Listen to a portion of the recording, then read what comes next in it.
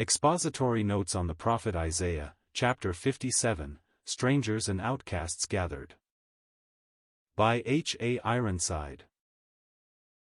Chapter 57 begins with special comfort for those who while seeking to be faithful to the Lord suffer at the hands of others even unto death.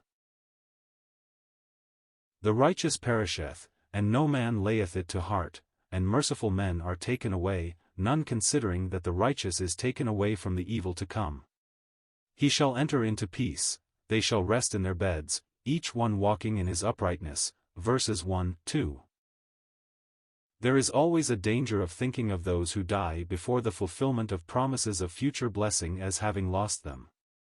The Thessalonians too were concerned that some of their number died before the second coming of Christ. So Paul wrote, "Would not have you to be ignorant, brethren, concerning them which are asleep, that ye sorrow not, even as others which have no hope." 1 Thessalonians 4 verse 13. He went on to show that they would have their part in the rapture with the rest and would share in the glory when the Lord Jesus Christ descended to take the kingdom. So here, there were those in Israel who would think the promises are for the future, and as one after another died their fellow believers feared they would not enter into their blessing. When times of persecution came and many were put to death, they would feel they had missed so much, and would not be here for the kingdom at all. But the righteous are taken away from the evil to come, and though taken away from here, God has provided something for them. Everyone shall rest in his uprightness before God, they will have their place of blessing.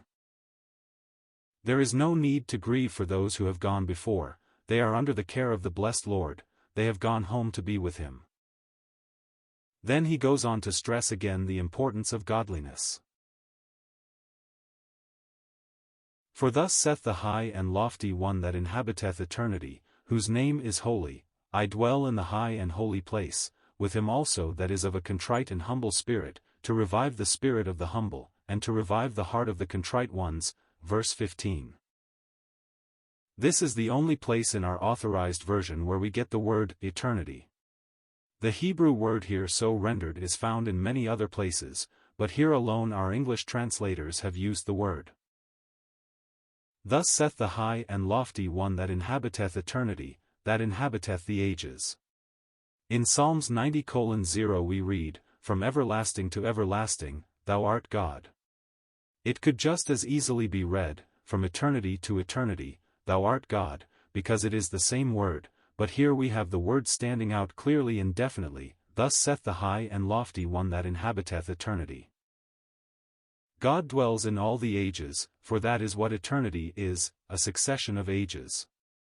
Sometimes in trying to picture eternity, preachers speak of it as an unchanging period. In one sense that is true. They use the expression in Revelation 10 verse 6, "There shall be time no longer," and think of this as embracing the ages through which mankind goes on earth. And then when at last men leave this world or the ages of time expire, suddenly they go out into time where there are no more ages. But that is not true. Ages passed, before this world came into existence, and there have been the ages of time since.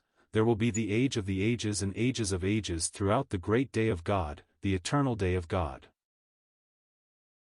Throughout eternity one great age after another unfolds, manifesting even more wonderful things in connection with the wisdom, grace, love, and power of our wonderful God. And he inhabits all the ages, he is the God of eternity, and yet he dwells in the heart of him that is humble and of a contrite spirit and that trembleth at his word.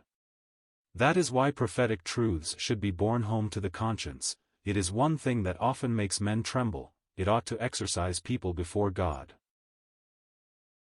The truth of the coming of the Lord for his church surely ought to exercise every Christian heart and lead to the question, am I so living that I would be happy and glad and ready to welcome the Lord Jesus at any moment?